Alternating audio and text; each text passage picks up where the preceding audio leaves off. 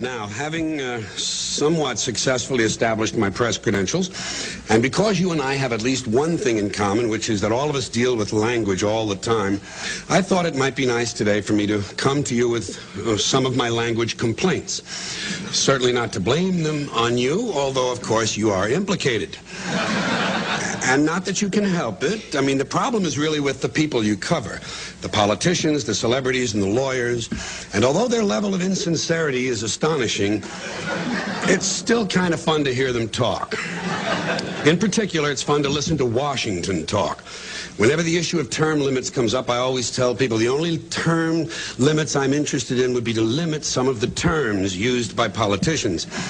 They speak, of course, with great caution, because they must take care not to actually say anything. Proof of this, according to their own words, is that they don't actually say things, they indicate them. As I indicated yesterday, and as the president indicated to me, but sometimes they don't indicate, they suggest.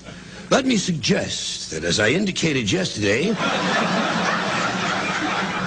I haven't determined that yet. See, they don't decide, they determine. If it's a really serious matter, they make a judgment.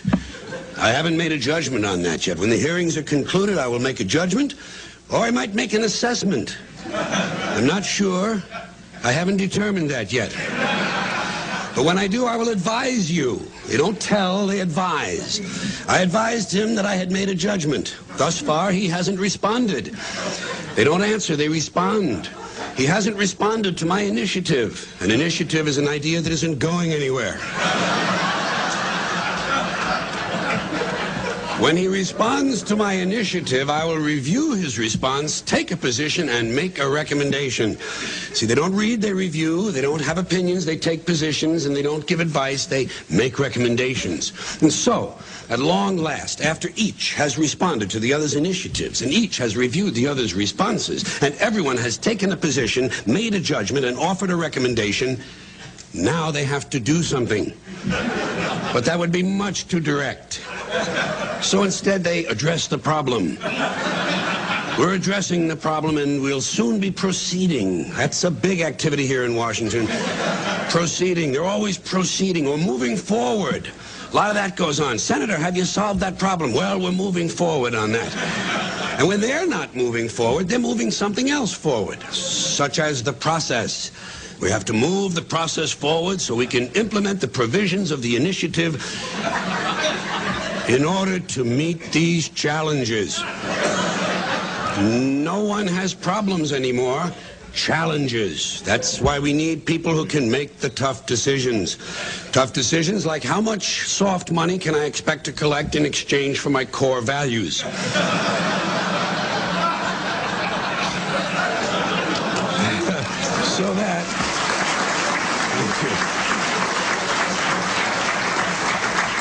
So that I can continue my work in government. Of course, no politician would admit to such a lowly station as working in government, serving the nation. I'm serving the nation. Another favorite distortion is public service.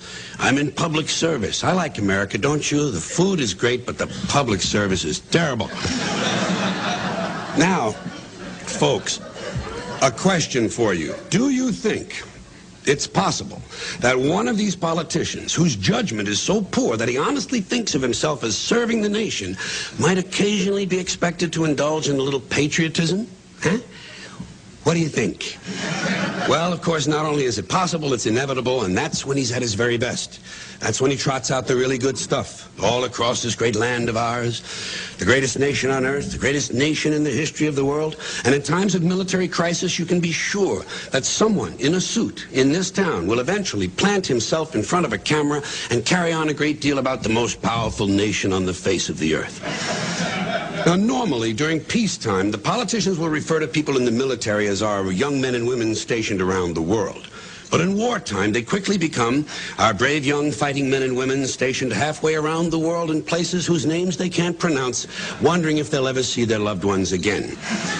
For added emotional impact, sons and daughters can always be substituted for men and women. And so I think we can sum this up by saying that where the military is concerned, the extent of a politician's insincerity can be measured by how far around the world our soldiers are stationed and whether or not any of them can pronounce it. Incidentally, another way of expressing this sentiment is to say we're sending our young men and women to places the average American can't find on a map. I've always thought it was kind of funny and somewhat out of character for a politician to go out of his way to point out the low level of American intelligence when indeed his very job depends upon it. It would seem to fly in the face of that other rhetorical standby of theirs. The American people are a lot smarter than they're given credit for. This is said with a straight face, although it is obvious, of course, that the proposition is being stated precisely backwards.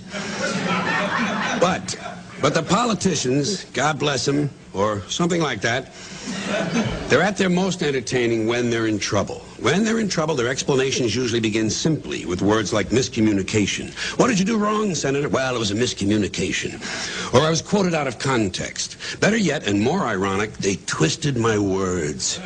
Such a nice touch. A person who routinely spends his days torturing the language complains, they twisted my words. Then, as the controversy continues to heat up, he moves to his next level of complaint. The whole thing has been blown out of proportion.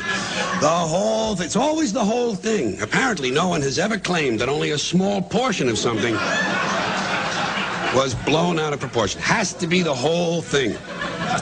That's because now he's feeling the heat. And so, as time passes and more evidence comes in, he suddenly changes directions and tells us, we're trying to get to the bottom of this. Now he's on the side of law and order. It's jiu-jitsu, really. We're trying to get to the bottom of this so we can get the facts out to the American people. That's always a nice touch, American people. In fact, at this point, he might even say, I'm willing to trust in the fairness of the American people. Clearly, he's preparing us for something. And so, when finally all the facts come out and our subject seems quite guilty, he employs that sublime use of the passive voice, mistakes were made.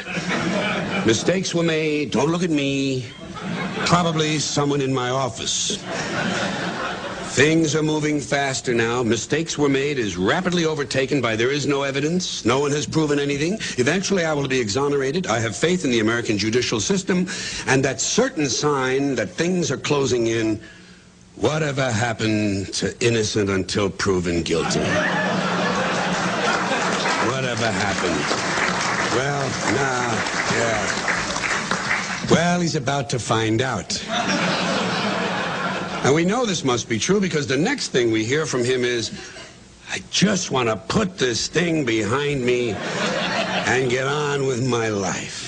I just want to put this behind me. That's an expression we hear a lot these days in all walks of life. From people in all walks of life. Usually the person in question has committed some unspeakable act.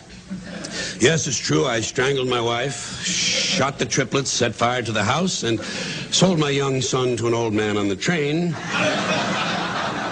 But now I just want to put this thing behind me. Get on with it. That's the problem in this country. Too many people are getting on with their lives. I think what we really need more of is ritual suicide. You know?